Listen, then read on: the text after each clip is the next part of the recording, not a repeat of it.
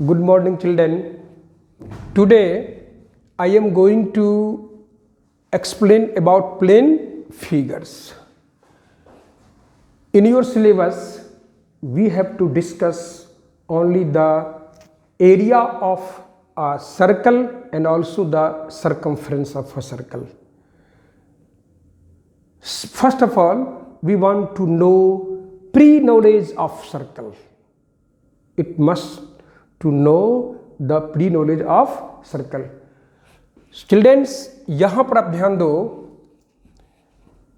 Circle ये हम form किए हैं बोर्ड पर, आप देख सकते हो। तो अगर आप इसको देख रहे होगे तो आपको ये लगता होगा कि सर आप तो यहाँ पर पॉइंट्स को प्लेस किए हैं। बिल्कुल, ये अगर आप सारे पॉइंट्स पर दो नज़र तो इसको हम लोग बोलेंगे कलेक्शन ऑफ पॉइंट्स। अब देखो ठीक से, कलेक्शन ऑफ पॉइंट्स, ये सारा पॉइंट्स ही हैं। अगर इसी पॉइंट्स को कंटिन्यूअसली अगर हम लोग प्लेस करें तो ये इस प्रकार का शेप बनता है। दैट मीन्स हम लोग कह सकते हैं कि circle is the collection of points in a plane. Plane इसलिए बोलना पड़ रहा है कि ये पॉइंट्स का जो कलेक्शन है वो प्लेन में है। ऐसा नहीं कि हम बोल रहे हैं स्पेस में। स्पेस होती है 3D और सरफेस होती है 2D। इसलिए हम बोल रहे हैं कि a collection of points in a plane. और ये सारा पॉइंट्स, चिल्ड्रन देखो ठीक से बोर्ड पर, ये जितना पॉइंट्स देख रहे हो ये सारा पॉइंट एक प्लेन में है और उसी पॉइंट में एक फिक्स पॉइंट है। जिस प्लेन में तुम देख रहे हो ये कलेक्शन ऑफ पॉइंट्स, उसी प्लेन में आपका ये फिक्स पॉइंट है। और इस फिक्स पॉइंट से जितना ये सारा पॉइंट्स हम लोग देखते हैं वो इक्वल डिस्टेंस पर है और उससे जो बनता है शेप, उस शेप को हम लोग क्या कहते हैं? सर्कल। तो एज यूजुअल ढंग से हम लोग क्या डिफाइन कर सकते हैं कि सर्कल क्या होता है? A collection of points. A collection of points कहाँ पर? In a plane which are equidistance from a fixed point in that plane. Fixed in that plane, then the form shape is known as circle. तो children ये तो आपका circle हो गया। और जो फिक्स पॉइंट देखते हो इसी को अगर हम लोग और लें, इसको जो अगर हम लोग सारे पॉइंट को रेगुलर कंटिन्यूअस प्लेस कर लें तो आपका इसका जो शेप बनेगा ये इस प्रकार शेप बन जाता है ना। तो ये भी तो कर्व लाइन है और कर्व लाइन बना होता है आपको पॉइंट से, लेकिन जितना भी पॉइंट्स है वो एक फिक्स पॉइंट से इक्वल डिस्टेंस पर है। ये पॉइंट अगर हम लोग बात करते हैं तो चिल्ड्रन ये पॉइंट आपको मान लो इस फिक्स पॉइंट से है 7 मीटर के डिस्टेंस पर। तो इसके बाद भी जो आप ये पॉइंट देखते हैं ये भी कितना डिस्टेंस पर होगा? 7 मीटर के डिस्टेंस पर। तीसरा पॉइंट भी यहाँ ले रहे हैं, यहाँ भी आप रेगुलर ले सकते हो। सारा पॉइंट कितना मीटर के डिस्टेंस पर है? 7 मीटर के डिस्टेंस पर है। आप यहां का भी पॉइंट ले लो तो ये जो फिक्स पॉइंट है जिसे आप कहते हो सेंटर, उस पॉइंट से कितना डिस्टेंस होगा? 7 मीटर। तो क्लियर है, आप जितना भी पॉइंट सोच रहे हो सारा पॉइंट इस फिक्स पॉइंट से कितना इक्वल डिस्टेंस, यानी कितना डिस्टेंस पर है? 7 मीटर के डिस्टेंस पर है। तो इस प्रकार से जो शेप बनता है उस शेप को हम लोग कहते हैं सर्कल। अब बताओ सर्कल के बारे में क्या आपका कंसेप्ट निकला? रियल में आप जो देखते हैं उसी के बारे में सोचो। अब यहीं से स्टार्टिंग हम करते हैं। Point point point point point, कितना पॉइंट बोलेंगे तो एक साथ बोलते हैं set of points. Otherwise also we call it what? Collection of points in a plane which are equidistance from a fix point in a plane. अगर आप नहीं बोलोगे इन अ प्लेन तो हो सकता है कि तुम पॉइंट यहां से ले लो, ये पॉइंट। अब यहां से लोगे तो भी अगर मान लीजिए यहां पर पॉइंट लेते हो, यहां से भी ये पॉइंट मान लीजिए 8 मीटर है तो सारा पॉइंट हो जाएगा 8 मीटर। तब तो कहोगे तो भी सर ये तो फिक्स पॉइंट हो गया। नहीं, ये आपका अदर प्लेन में आ गया ना, हमको उसी प्लेन में लेना है ये फिक्स पॉइंट। तब देखो जितना भी पॉइंट्स है उसी प्लेन के एक फिक्स पॉइंट से क्या है? इक्वल डिस्टेंस पर है। तो इस प्रकार ये आपका सर्कल। अब इसके आगे हम लोग बढ़ते हैं। तो जो मेरा फिक्स पॉइंट है इस फिक्स पॉइंट को हम लोग नाम देते हैं सेंटर। और ये जो आपको पॉइंट्स के कलेक्शन से जो बना है, ये सराउंडिंग जो आप देख रहे हैं ना, मेरा जो चौक जिस पर चल रहा है, ये देखिए आप, ये सारा जो एक साथ जो देख रहे हो, ये तो इसका सराउंडिंग हो गया। लेकिन कहोगे सर प्लेन फिगर में तो इसको हम लोग कहते हैं पेरीमीटर, आप बोलते हो पेरीमीटर, यहां भी ये पेरीमीटर ही है, बट सर्कल के केस में इसका नाम क्या पड़ता है, सरकमफेरेंस। तो ये सर्कल का हो गया आपको सरकमफेरेंस, और ये जो फिक्स पॉइंट है क्या हो गया, सेंटर। इस प्रकार ये सेंटर का क्लियर हो गया और ये आपका सरकमफेरेंस क्लियर हो गया। अब चिल्ड्रेन इसी फिगर में हम लोग ठीक से ऑब्जर्व कर रहे हैं, ये सेंटर, और ये जो आप देखो सेंटर पर है, ये हमारा ये चौक, यहां से मेरा हैंड इस प्रकार चल रहा है।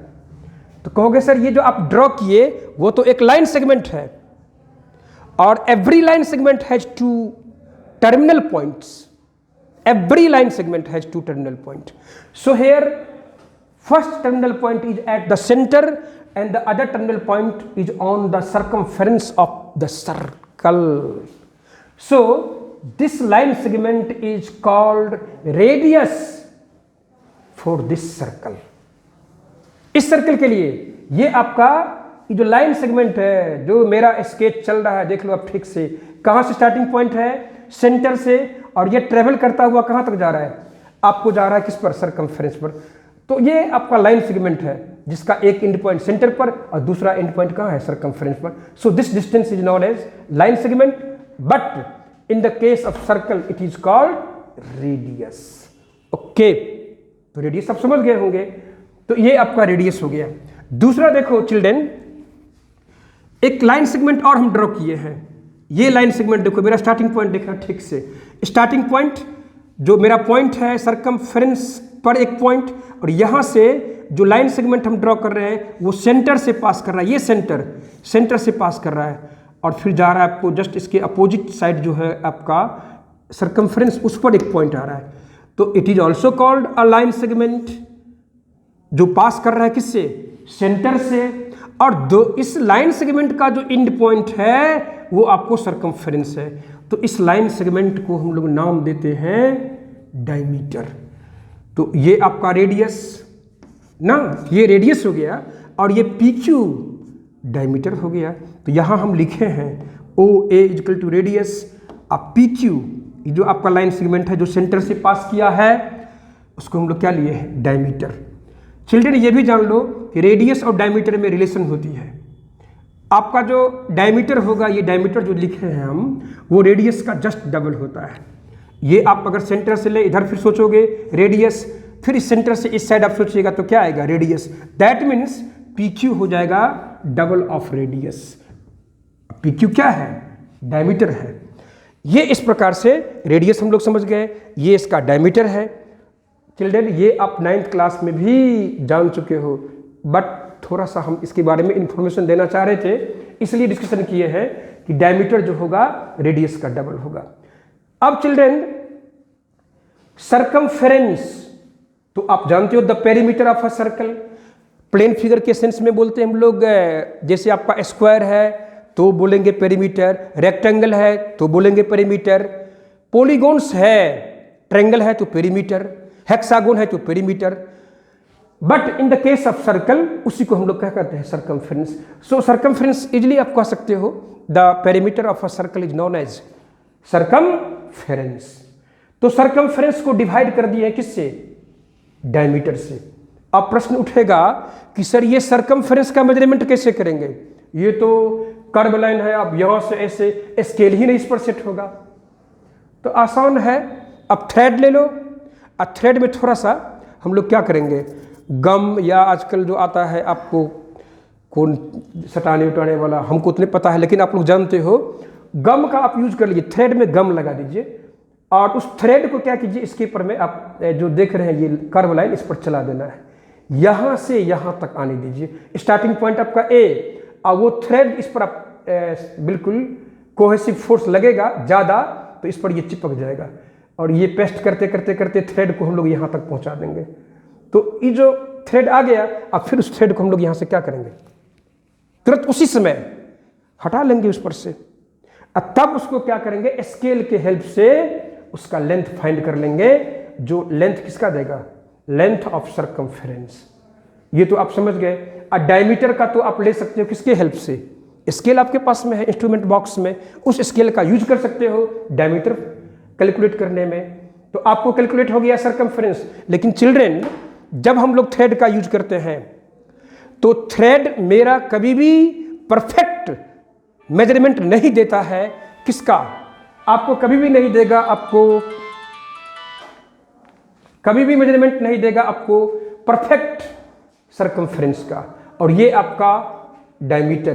तो अब बताओ, जब सर्कमफेरेंस को डिवाइड करेंगे डायमीटर से, तो सर्कमफेरेंस का जो लेंथ है वो परफेक्ट है ही नहीं, वो परफेक्ट मेजरमेंट आया ही नहीं है, और डायमीटर भी परफेक्ट नहीं आ पाएगा, क्योंकि जो अवेलेबल है हम लोग के पास स्केल, वो कभी भी किसी लाइन सेगमेंट का परफेक्ट मेजरमेंट देता ही नहीं है।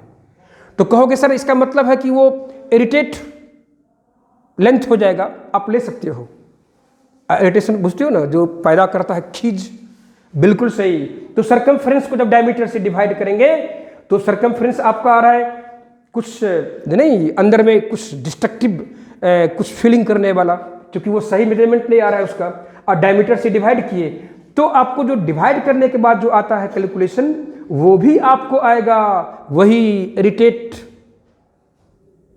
नंबर टाइप का। दैट मीन्स हम तो बोल रहे हैं इरिटेट, वो इरिटेट नहीं होता है, वो होता है इरेशनल नंबर। क्योंकि लगता है मेरे हिसाब से कि इरेशनल जो नंबर है वो इरिटेट वर्ड से ही शायद आया है, क्योंकि इस नंबर देखने के बाद मुझे भी अपने अंदर में कुछ अजीब टाइप से हलचल पैदा होती है। तो इसको हम लोग बोलते हैं इरेशनल नंबर।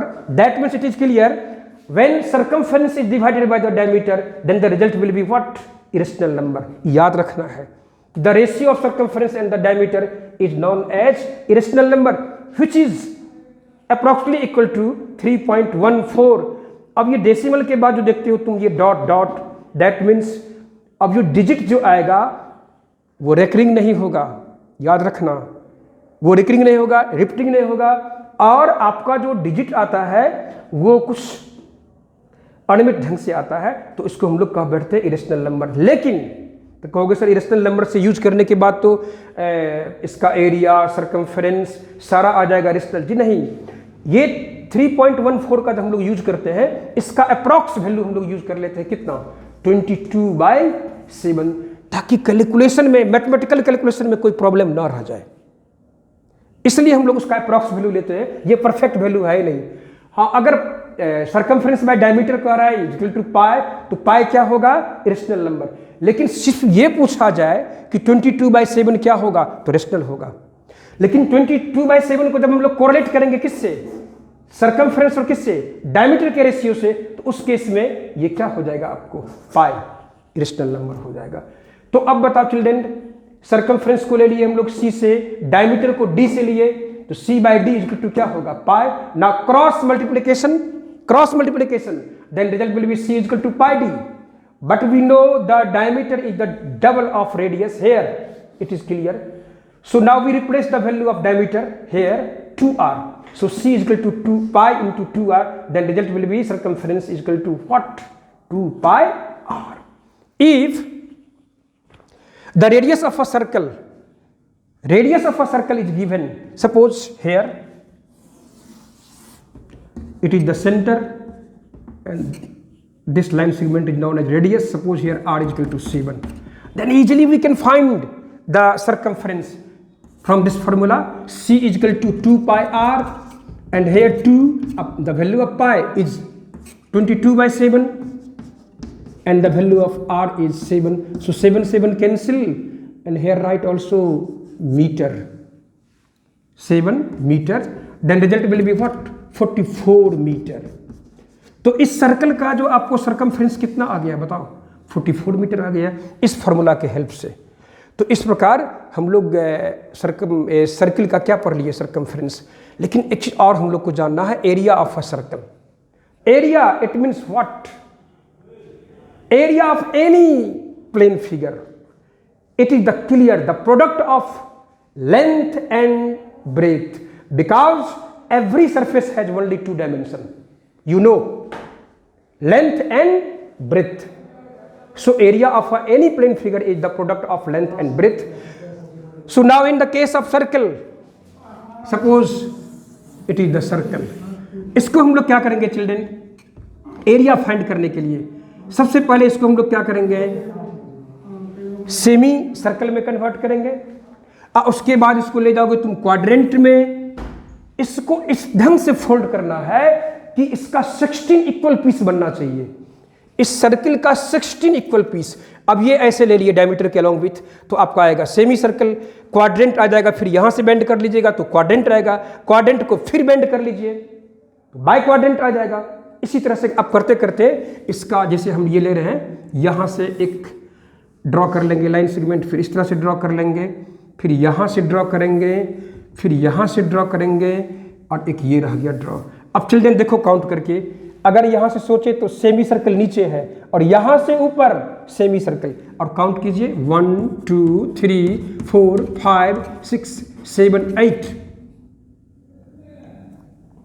यहां गड़बड़ लग रहा है, 7 एक और पार्ट बनेगा यहां से, 8 7 6 5 4 3 2, दैट मीन्स हियर एक हम लोग और पार्ट लेते हैं, ये हो जाएगा आपको 2 और 1, देन यहाँ से हो जाएगा फिर 8 और यहाँ से हो जाएगा आपको 1, तो 8 यहाँ आएगा, 8 7 6 8 7 6 5 4 3 2 और ये 1 आ जाएगा।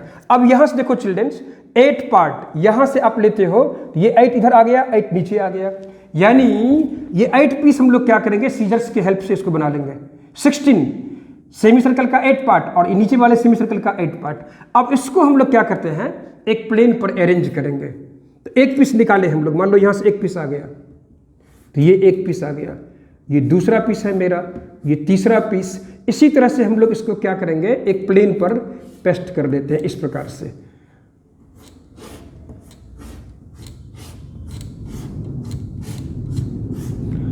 वन 2 3 4 5 6 हेयर 7, एक और डालना होगा तो अब यहीं पर डाल देते हैं, या चलो यहीं पर देखते हैं हम लोग, फिर यहां पर आ जाएगा 7 आपको, ये 8, तो 1 2 3 4 5 6 7 8, और नीचे अगर हम लोग प्लेस करते हैं तो 8 7 6 5 4 3 2 1।